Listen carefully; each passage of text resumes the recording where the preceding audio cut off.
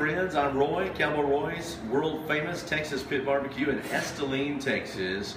I've had several requests to make a new video on how to slice brisket. So I'm going to do that today. And when you pull your brisket off the pit, I always put it on the cutting board with the cap side facing up. And I'm going to show you this brisket. We've already started to unwrap this. You pull your brisket out. Just so you know, look how juicy that is right there. Can you see that? That's juice just laying right on top of that. That is rendered fat. I wrap my briskets so that I can keep them a little bit juicy. The meat will only take smoke for so long. So that kind of helps to finish them off. But let me just show you on this, and let me just move the camera down here. You can kind of see there's a hump right here. This is the cap side of the brisket. This side, where it's more flat, is called the flat. And when you look at your brisket before it goes on the pit, you'll see there's like a band of fat in here. And it kind of angles like that. This right here is fat. You can see my knife just slide right in there. Well, what you can do is stick your knife right here. And what you want to aim for is this down here, just a real shallow angle through those two different cuts of meat. There's two cuts of meat on a Packer brisket. There's a flat, which is a little more lean, and the cap, which is a little more fatty and juicy. But what I do is I just kind of see where the hump stops, and I put my knife here and I just angle it at a shallow angle towards the bottom, towards the cutting board on this end of the brisket. And we'll just cut this like this. And a lot of times this is a dough knife that bakers use.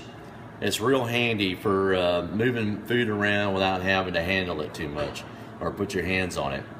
So here we go. Take your knife, and when you start cutting this, it's just gonna, just slide through really fast if you hit it right, because you're just cutting really through fat. And then you can slide this cut of meat off, and look at that juice. And man, I gotta tell you, that smells fantastic. This is the flat. It's a little more lean. It's got some fat on it, but it's a little more lean than this cut. And when I do that, I take the cap, and I usually cut this in smaller chunks so it's easier to manage. You can do the same thing. You can wrap this up, and I usually cut it in about 3 sections.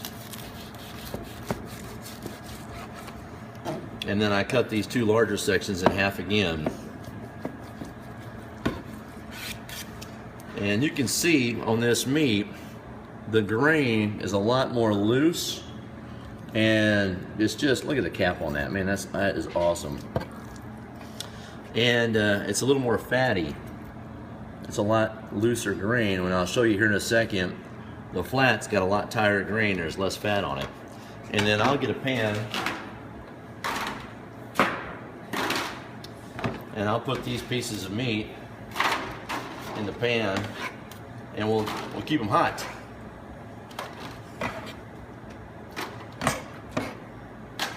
On the flat, there's usually a point. It's on this side or sometimes on that side. But I take that point, and usually your grain is going to run right to that point. You can see the striations in the muscle right there.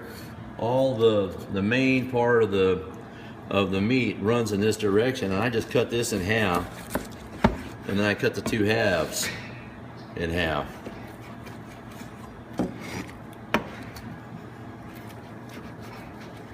And that's how I cut my brisket.